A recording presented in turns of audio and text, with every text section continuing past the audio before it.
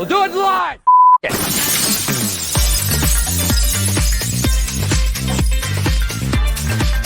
Now we're live. Aaron Kennedy. The general craziness of it, the impact on your life. We have gone through so many stories and we said, you know what? This should not be kept to the two of us. Hi, Megan. Jamming out. How are you? Oh, You know what? It's been too long. At least it feels that way. Summer's just nuts, isn't it? here's my thing with summer. Let me just get into it right now. I look forward to it all winter. I just want nothing more than sunshine and playing outside and blah, blah, blah, blah, blah. I conveniently forget about all the other things where I'm like, dear Lord Jesus, where's school back? And like, I love my children, but like, I'm in like a meeting and they're knocking on the door and they're coming down the stairs. And if we don't see them during this, I'll be shocked. But it's just. Here's the thing with summer. It presents as a vacation and it's not. No, because you still have to do stuff. Right. Right. And like what I've been doing is lots of soccer weekends in far off exotic places like Toledo, Kalamazoo, Michigan, you know? Yeah. South Bend is up next. So I mean, like, I'm enjoying the heck out of myself. Let me just say that. But I also feel like you just run so hard, boom, boom, boom, boom, boom, boom, boom all summer. Yeah. And then by the time it's over, you're like, thank God. You know? Back to school. Well, I will tell you a quick story before we start really talking about, because it sort of relates and kind of not, but I just love this stuff. So I'm going to tell you anyway. We went to Alaska last year. Mm-hmm. It was so cool. We happened to hit it on the summer solstice, which is like June 21st last year. So we landed on that day. We spent the whole entire day, the whole entire night. We did dinner. We did all this stuff. The sun never sets because you're so far north in Alaska that you have basically daylight all day. It was the coolest thing in the entire world. But at some point we had a conversation with some Alaskans who lived nearby. And I was like, so how is it in the summer? You probably love it. And they were like, by the time we get to like school and fall, we cannot wait because you just run it so hard. I bet. And I feel like that's what I'm doing. Yeah. All right. Sleep, Megan. Sleep. I am though. I know. At least it's not third shift anymore. But imagine if it was. Yeah. No, we don't have to imagine. We don't have to imagine. We know. We know. We know exactly. So today's kind of cool. We have some great friends and fans on Twitter and everywhere. And a lot of people were bringing this one particular clip to our attention. So should we just start by showing the clip, Megan? Yeah. I think so. Yeah. Okay. Let me pull that up here. I had my tab all ready to go and then I moved it. That happens.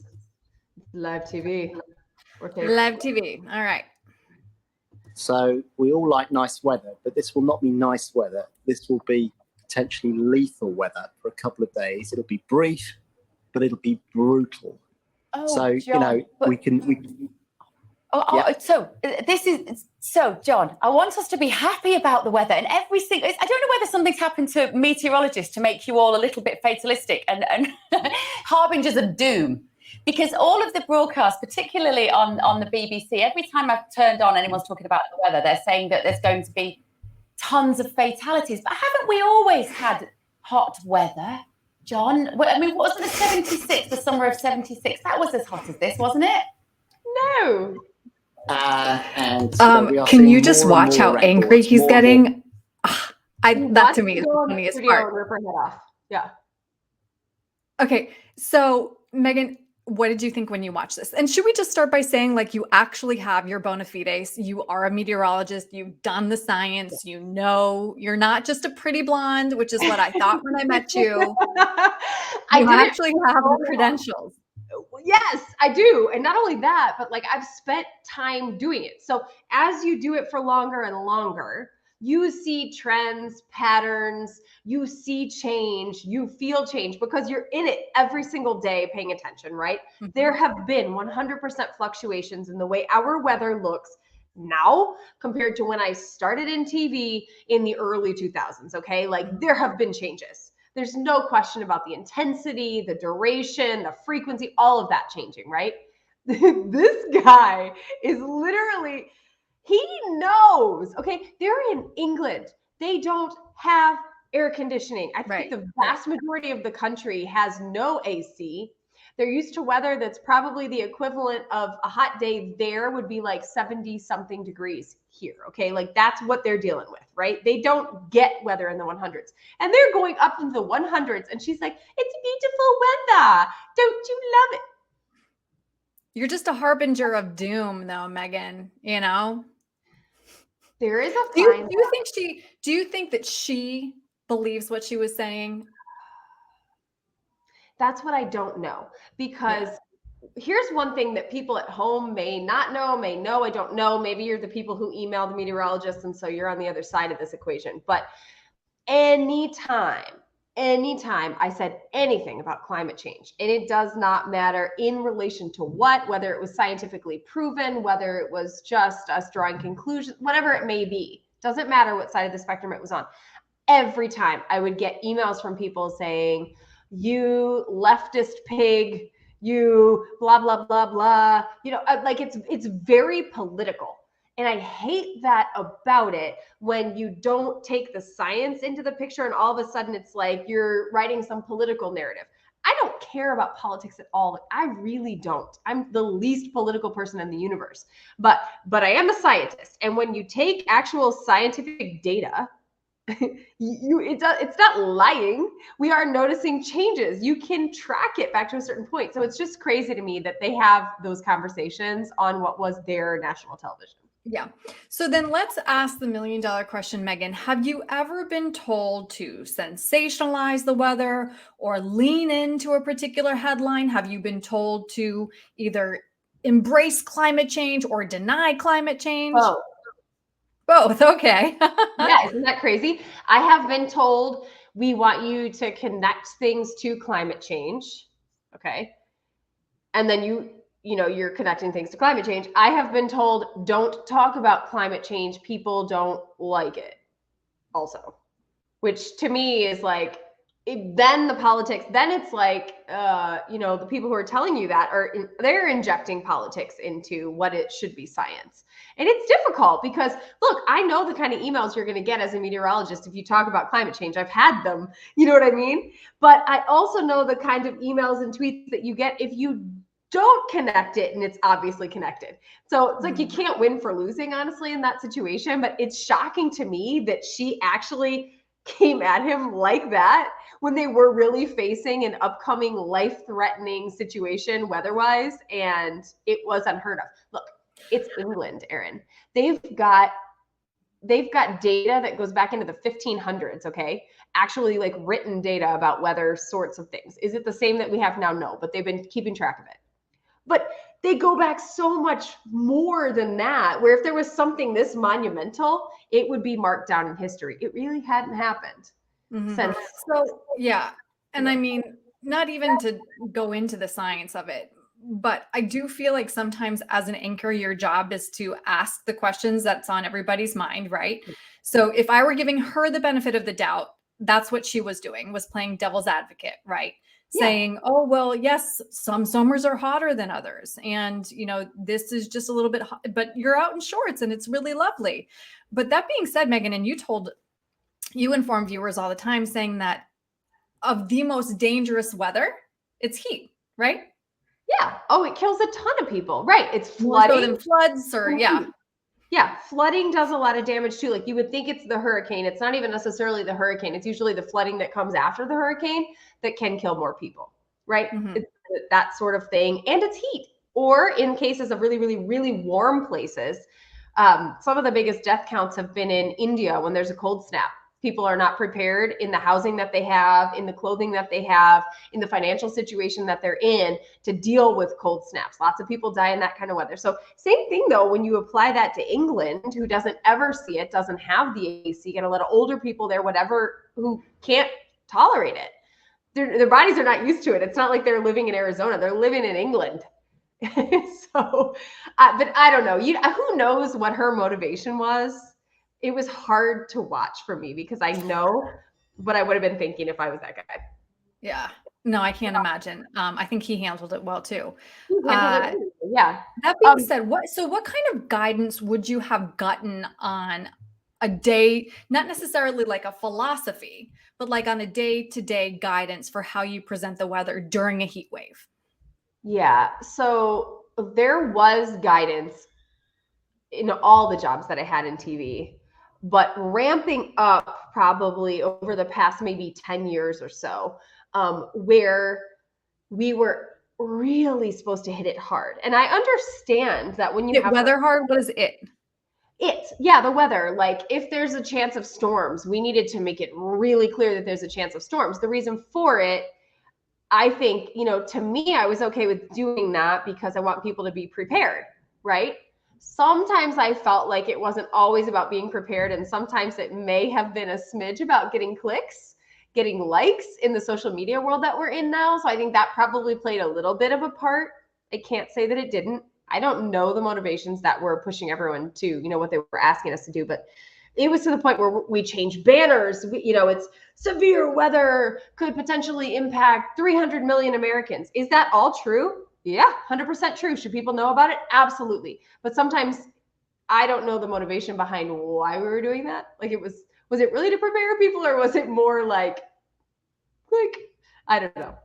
Well, I mean, we know from decades of listening to consultants that people are less likely to change the channel, right? When there's weather, weather has to be branded. It has to be weather on the ones, or weather every 10 minutes, or weather this or that. So we know that people, I mean, and us as moms too, right? That's the first thing and last thing that you want to know before you get the kids dressed and send them out the door. I think in large part, that is what is still driving people to local news. Because the news is a little bit more reliable to be able to get on your phone, honestly, unless you're talking about like in-depth reports, in which case, if you wait just a little bit after, they're going to post it all anyway, and you're going to be able to find it on your phone. But the fact of the matter is, the weather is the one place where you can pick up your phone and you can get whatever, Siri's saying, or, your Apple app or your weather app. But understanding why it's happening seems to be more important, I think, to people when it comes to the weather. Like just even this weekend, we had storms that were coming through Toledo for the kids' soccer games, and everybody was looking at their phones, but they kept asking me to look at my stuff, evaluate it, and tell them what I thought was really going to happen. So there's a little lack of trust in the technology because they don't understand the science going behind it. So it's not like you're just reading a story of what happened. You have to understand the science a little bit more. And I think people still want that trust that they have with people that they watch on TV, Okay, so how annoying is it? Because I hear this all the time when people would be like, oh, I wish I could just be a meteorologist and be wrong 70% of the time and still keep my job. I still hear that, like walking out and about. No, I still hear it all the time. Right. And sometimes people would know that I was on TV and say it, and sometimes people wouldn't, and they still say it. Yeah. It's like the only place where you can be wrong half the time and still get paid. We've heard it so many times. And like, it's not, here's the problem, you guys. Let's say there's a 50% chance of rain. Okay. That means 50% of the population across an entire area may see some showers and storms, right? It's timing. It's when the sun comes out. It's so many factors that play into it. If we could perfectly predict the weather, we would not need meteorologists. We would all be like completely happy and somebody would be a billionaire, but we don't have that technology yet. It's all in the interpretation and the weather changes, right? But I just, here's the problem. There were days where I would come home and I would have said like, yeah, we've got a chance of showers. Now, it could be raining across half of the area that I was forecasting for. I would be right for half of the people. The other half of the people got sunshine outside, and I'm getting emails. You're an idiot. You don't know what you're talking about. We don't have any rain. So it's like you also are covering these giant areas. It's not a tiny little area where you're just doing for like one house. You could be pretty accurate there. You know what I mean? But did you have a standard response then to those emails, or did you just not respond? Not respond. Sometimes if I was really aggravated, I would say it did rain across these 8 counties and 4 people had tornado warnings. So you're lucky, be happy. You know what I mean? But I don't know. Were you ever told as an anchor, like, this is a huge weather day, really pump it up when you toss to Megan? Gee, I don't know that I remember it tossing to you. I know that. So I've worked at shops where it would be, yes, we're going to hype the heck out of this. not necessarily overhype, but just like lean into this, right? But we're going to use the mantra, be prepared, not scared. We're helping you prepare. We're not trying to scare you. But we're telling you why if you don't prepare, you're going to be scared crapless. Right. Yeah. So I mean, it was leaning into the, hey, we're gonna say, oh my goodness, these are all the variables that could happen, but we're not trying to scare you. We're just trying to prepare you. So as long as you use, that's kind of like, then you're not liable anymore. As long as you're saying that. Yeah. Yeah. And I understand that. Scared. I don't know. It's like, I can remember it was for me personally. Okay. So like take any management of any station I've ever worked at completely out of this. For me personally, even if it was going to be a really bad day with like a huge chance of tornadoes or something that was coming and you knew darn well somebody was going to get some nasty weather, I always was of a mind that it was better to completely inform people about the potential, but not in a way that's super alarmist. Like, so let me give you an example. I would have preferred, instead of saying, our area is under a high risk of tornadoes today, deadly potential coming up at 5. You know what I'm saying? I would have preferred to say something like, hey guys, we've got a big chance of severe weather across the area tomorrow. We really need to make sure that you're aware of when those storms may come into play. We're going to talk about it today at 5. Make sure you tune in. Like something like that. Did you feel the difference there of like? Oh, absolutely. Yeah. So it's like in the delivery sometimes, and I can say that I was told to definitely be a little bit more strong about stuff, or I would know that if I wasn't strong enough about it. But that's really that's came down to how like I wanted to do the weather, which was just let me inform you, and then and let me not try to like freak you out. Yeah.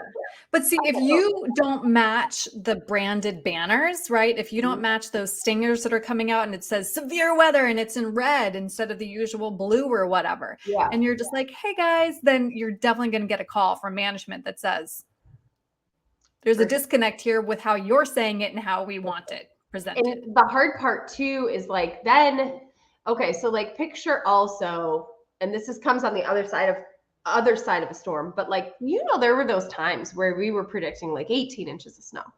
Okay. Because all the science, all the models, everything looks like there's going to be 18 inches of snow. At the very last second, boom, a dry slot comes in, it eats away at the snow, and you end up having like, instead of 18 inches of snow, maybe 5. Okay. Like it's happened to every single meteorologist there ever was. If you're covering anything having to do with snow or rain or whatever it may be. Hurricanes, you're saying it's going to hit here and then it ends up hitting here. The absolute worst day is the day after it's messed up like that. And if you're messed up that badly, you're probably not messed up that badly alone. It's probably everybody who saw the same thing in the market. Yeah. Even the weather service guys, So then it's like, do you just move on past it? Or do you like apologize? Or do you have to do that whole thing where you have to explain why you were wrong? Like that's the worst. I hated that. Like, I know we said we were going to have 18 inches yesterday, but here's what happened. It's kind of like your apology. It's like an apology tour. That part was always hard.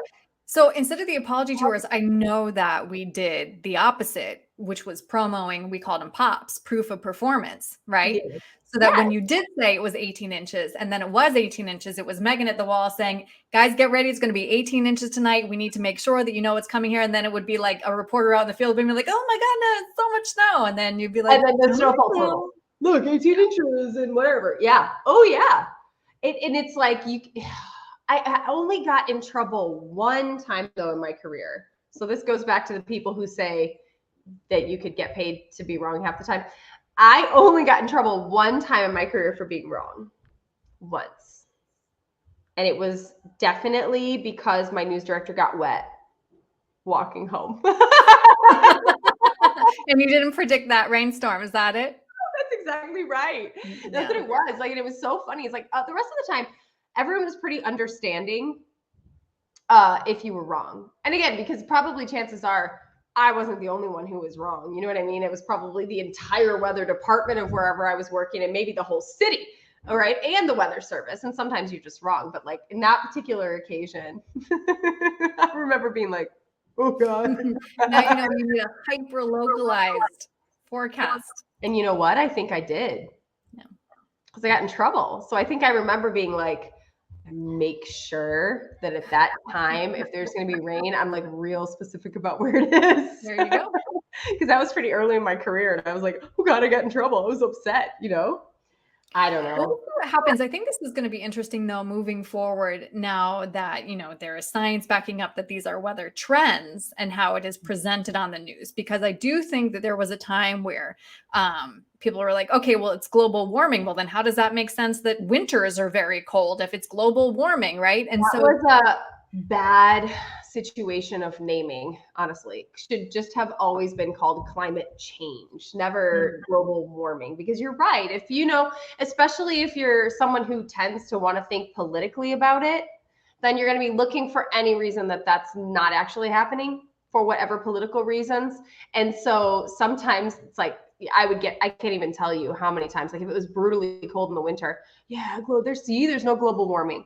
But really it's climate change. And within that, you have giant fluctuations up and giant fluctuations down. But something like the last, I don't know, 10 or more years have been the warmest globally on Earth. So it's not even like we're just looking at, you know, Des Moines, Iowa, or the Sahara Desert or something. They're taking into account the entire globe and averaging those temperatures. And we are running way warmer than we were. So I think that's how that name came to be.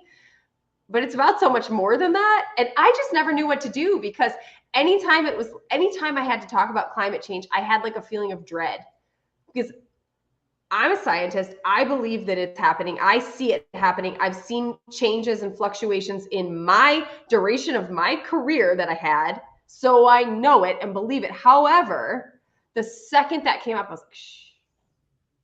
Like, what am I going to get on the backside of this? And there was always emails, texts, tweets. Yeah.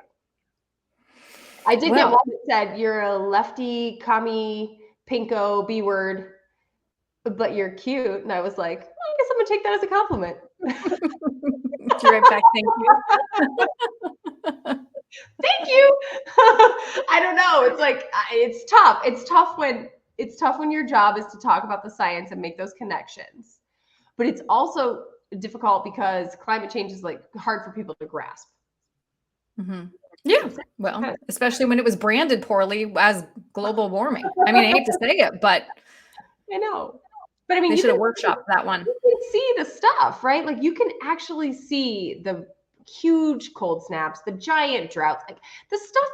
Think about when you started your career in TV, Erin, and you started probably paying more attention to the weather because it was part of the show that you were on. There is on the good days, I paid attention. Most of the time. Tell them what you were using the weather for. To go through scripts and do other things, yeah. Or potty break, or like, I'm going to go heat up. Yeah, or that, yeah. It's 100% what it is. And the funniest thing to me, I don't think you ever did it too much, but like. Terrible tosses? No, well, that I had a million times, but like I would get done with the show, every job I ever worked in, go into the morning meeting, and they would say, so tell me about the storm. And I'm like, You just spent the past 2.5 hours telling you about it. Yeah. It just made me so mad, because I'm like, I just talked about it forever. It's like, do you think I'm withholding some stuff for you special in this meeting that I'm going to tell you now that I wasn't telling everyone on the air for the last 3 hours? I remember you being peeved about that. But of meteorologists, they have many special talents, but you have a special talent. I do feel like there were a couple times where I tossed you and I was like, so Megan, lots of snow today, like in the middle of July. And you'd be like, well, Erin, in parts of Yakutsk, yes, there will be a lot of snow today. However, that was for sure a thing, because the anchors are not always paying attention. Like, and they may just not, you're busy, you got whatever going on. And like, then you come to weather and you're like, oh, God, I don't even know how to toss. So you just toss. Right. And again, you were usually pretty good about it, because we would have a conversation about what the weather was before the show and stuff. But many times I've gotten tosses like that. And then you're like, oh my God, how do I not make this person look like a total idiot? Right. Right. Yeah. Because that's what you don't want to do. Be like, I kind of want to. Yeah. It happened. It happened for sure. All right. What else do you need to get off your chest, meteorologist Megan Glaros? Can you put that video back up? Sure. A tiny bit. I want everyone. Can I narrate while we're doing this, Erin? Do you want me to mute it? more frequently and more severely. So yeah, Yes, some people mute always it. hark back to the summer of '76, which was a freak event 40 odd years ago, over 40 years ago. But heat waves are becoming more extreme. This is yet another one which is coming down the tracks towards us. Back to the anchor. Back to the anchor. Yeah. First of all, he's trying to be like, why are you being such an idiot right now? I'm just gonna try to act like I'm not annoyed. But when you go back to the video, so you can go forward, the woman sitting next to. I know. Look at her face. I want us to be happy about the weather and everything. I don't know whether something's happened to Meteorologist to make you all a little bit fatalistic and harbingers of doom. Because all of the broadcasts, particularly on the BBC, every time I've turned on anyone's talking about the weather, they're saying that there's going to be tons of fatalities. But haven't we always had hot weather? John, I mean, he's getting so high because I'm watching him with his mouth. He's just getting. So I'll tell you what this other anchor is thinking, because I've been in this position before. Oh God, help me. I'm not going to nod because then it makes it look like I agree. I'm not going to shake my head because that is a professional courtesy that you don't want to like essentially call her out or look at her like, what's going on with you? So you just sit there with that little smile on your face and hope that it ends soon. Pray to God that you just blend in like the background and no one sees you. But like, put that picture back up for a second, Erin, because it encapsulates the whole conversation. The left of your screen is literally like, that's not real. I mean, I just think it's a beautiful day. I like a little heat. I'm going to go to the pool. I don't want to think about the implications for the rest of the universe and food and poverty and all this other stuff, right? The woman next to her is like, God, get me out of here. And this poor guy's like, how do I not make a face that looks like I want to yell at her? I'm just gonna. I wonder if she was almost looking for her moment, you know, to get on some right wing. I would love to know. I would love to know, because sometimes I think like when people come off a certain way, it's not really what they were meaning. So like, did she mean just to really just be devil's advocate? Yeah. You know, she could have just been trying to be like, oh my God, we're hyping this so much. Let's just try to take it down a notch. But she could also be one of those people who was texting me like, it's not real. Like, you can't tell really the motivation there. It's interesting. I don't know. But this was informative, Megan. I like this conversation. This was a good one. I've got many more inside me. I know you do. That's why we're going to make this a series. What ticked Megan off and when? Yeah. I could do probably a top 10 list. I mean, I think we could. Could you do mine? We should do a newlyweds game sometime. I feel like we would do really well on that. Yes. I would win. You would win. We would both win. We would win together because I think I could answer all the questions. Yeah. We should definitely do that for an episode. Yeah. All right, Megan. This was good stuff. Good to see you. No, Erin. It's not real. It's a beautiful day. It's beautiful outside. That's my British accent. It sucks. Meanwhile, they're frying eggs on the sidewalk, but it's fine. All right. Bye, everybody. Bye, Megan.